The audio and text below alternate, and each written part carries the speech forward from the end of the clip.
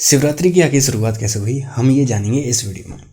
ये वीडियो थोड़ा सा लंबा होने वाला है तो इसलिए अपने 5-10 मिनट देकर वीडियो को ज़रूर देखें, आपको पूरी कहानी पता चल जाएगी। मैं जो भी बताने जा रहा हूँ वो शिव महापुराण के विदुषी संहिता के अध्याय 7 से लेकर 14 में है। शुरुआत होती है जब ब्रह्मा जी और विष्णु जी आपस में कौन पिता है किसका, कौन किससे जन्मा है, इस बात पर लड़ने लगे, युद्ध करने लगे।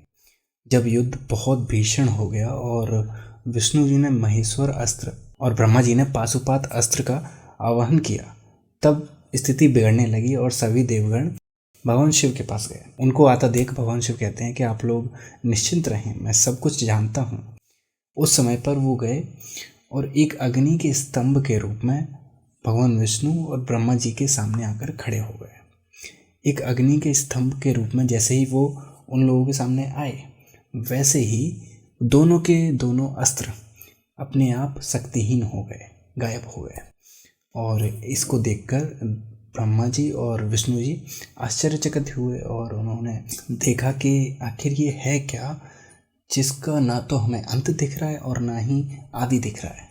दोनों ने आपस में बातचीत करके इसके छोर को ढूंढने की कोशिश की। विष्णु जी वराह बनकर नीचे गए, अग्नि स्तंभ के नीचे तना ढूंढने, अंत ढूंढने, और ब्रह्मा जी हंस बनकर ऊपर गए। बहुत समय तक उन्होंने ये ढूंढने की कोशिश की लेकिन उन्हें कुछ भी नहीं मिला। तब ब्रह्मा जी को ऊपर जाते वक्त एक केतकी का फूल गिरता हुआ दिखा। तब उस फूल से ब्रह्मा जी ने पूछा कि इसका आदि कहाँ है, कहाँ इसका छोर है। तब फूल ने बताया, केतकी के फूल ने बताया कि इसका कोई आदि नहीं है, कोई अंत नहीं है। मैं हजारों सालों से ऐसे ही गिर रहा हूँ नीचे, लेकिन मुझे अभी तक अंत नहीं मिला है, तो तुम अपना समय व्यर्थ ना करो। इस बात को सुनकर ब्रह्मा जी थोड़े से उदास हुए, लेकिन उन्हें अपने आप को श्रेष्ठ उपस्थित करना था विष्णु जी के सामने, इसलिए उन्होंने केतकी से विनती की कि तुम इस बात को विष्णु जी से कह देना कि मैं इस बात का प्रमाण हूँ कि ब्रह्मा जी ने अंत को, आदि को ढूंढ लिया है। केतकी का फूल मान गया और ब्रह्मा जी के साथ चला गया। ब्रह्मा जी और विष्णु जी आपस में मिले और उनकी बातचीत हुई। तब उसने वैसा ही किया जैसा उसको कहा गया था ब्रह्मा जी के द्वारा। तब विनम्रता पूर्वक विष्णु जी ने ब्रह्मा जी की पूजा करनी शुरू की। तभी स्तंभ रूप से भगवान शिव अपने रूप में आए और कहा कि ये झूठ है, ये कह देना कि अग्नि स्तंभ का तुमने आदि और अंत देख लिया है, ये झूठ है।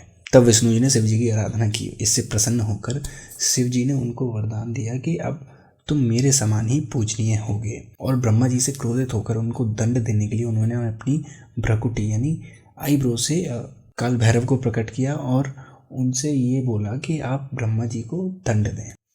तब काल भैरव ने ब्रह्मा जी का 5वां सिर पकड़ा और उसको काट दिया। जब इतना हुआ तब ब्रह्मा जी शिव जी के पैरों में गिर पड़े और उनसे क्षमा याचना मांगने लगे।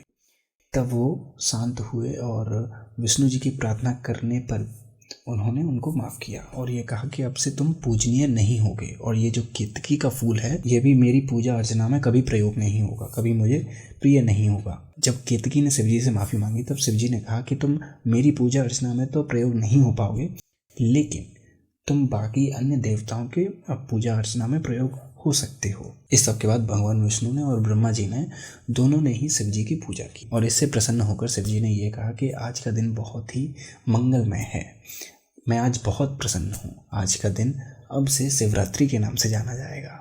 जो भी इस दिन मेरी पूजा अर्चना करेगा और उपवास रखेगा उसकी मनोकामना अवश्य ही पूरी होगी। तो इस तरह से शिवरात्रि की शुरुआत हुई थी और सबसे पहले शिवरात्रि की पूजा की थी ब्रह्मा जी और विष्णु जी ने। अच्छा लगा तो शेयर कीजिए अपने दोस्तों के साथ।